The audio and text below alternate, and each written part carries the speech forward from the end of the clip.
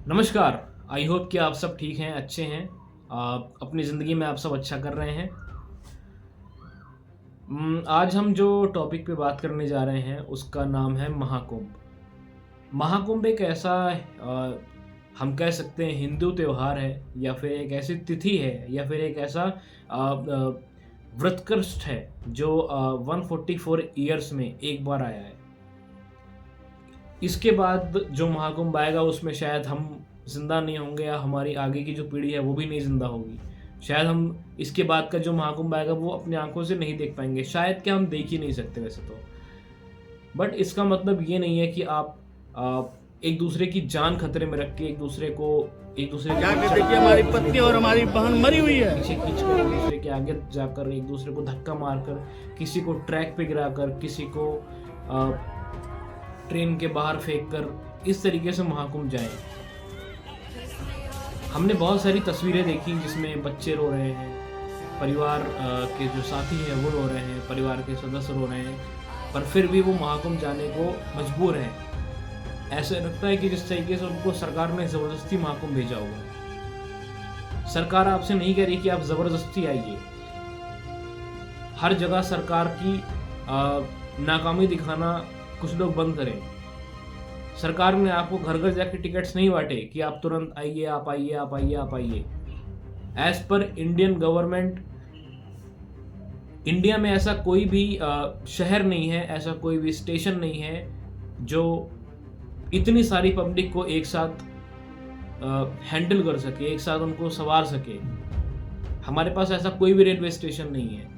फिर भी एकदम भूसे की तरीके से लोग ट्रेनों में भरे हुए हैं, जबरदस्ती घुसने, जगह नहीं है, खड़े होके जाएंगे बट जाएंगे महाकुंभ में। ऐसा क्या है?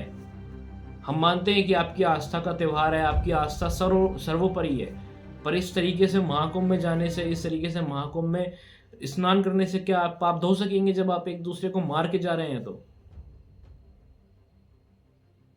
हमारे पास सरकार का जो आंकड़ा है उसके हिसाब से 20 से 25 लोग अपनी जान गंवा चुके हैं। सिर्फ 20-25। अब इसके बाद भी कुछ लोग कहेंगे कि नहीं नहीं, ये तो सरकार की नाकामी है, हम तो जाएंगे, सरकार को ज़्यादा ट्रेनें देनी चाहिए, सरकार को ज़्यादा बसें चलानी चाहिए।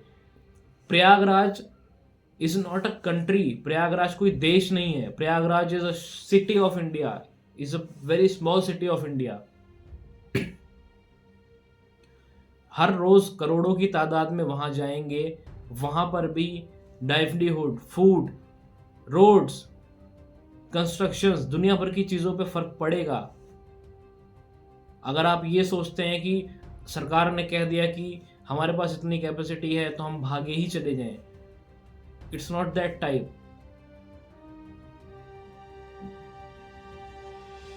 हम चीज़ों को बिना परखे, बिना देखे वहाँ पर जाएंगे तो चीज़ें ऐसी ही होंगी। कुछ फैक्ट्स मैं आपके सामने रखता हूँ।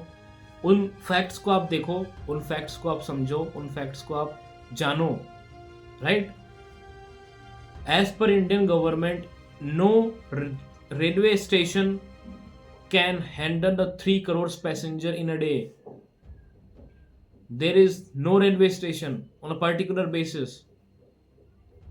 हमारे पास, हम पूरे कंट्री में हमारे पास ऐसा कोई भी रेलवे स्टेशन ऐसा नहीं है कि जो 3 करोड़ जनसंख्या को एक साथ देख सके, एक साथ उनको संवार सके। हमारे पास ऐसा कुछ नहीं है। उसके बाद भी हम वहाँ पे भागे चले जा रहे हैं। कितने लोगों को तो उनकी माँ की बॉडी भी नहीं दिखी। कितने लोगों को तो उनके पास वो कोई कबाड़ी बीनने वाला है, कोई कबाड़ी बेच रहा है, कोई कबाड़ बेचता है, उनके पास पैसा नहीं है कि वो उनका अंतिम संस्कार तक कर सकें। जनरल की टिकट लेकर चढ़े थे वो लोग कुंभ की ट्रेन में। इस तरीके से जाने से, इस तरीके से भगदड़ मचाने से कोई फायदा नहीं है। अपनों की देखभाल, अपनों की देखरेख करिए, अपनों के साथ रहिए। जितना सारा डेटा आप देख रहे हैं, जितना सारा डेटा आपको स्क्रीन पे दिख रहा है, वो सारा डेटा जेन्युइन है। धन्यवाद। अपना और अपने परिवार का ध्यान रखिए।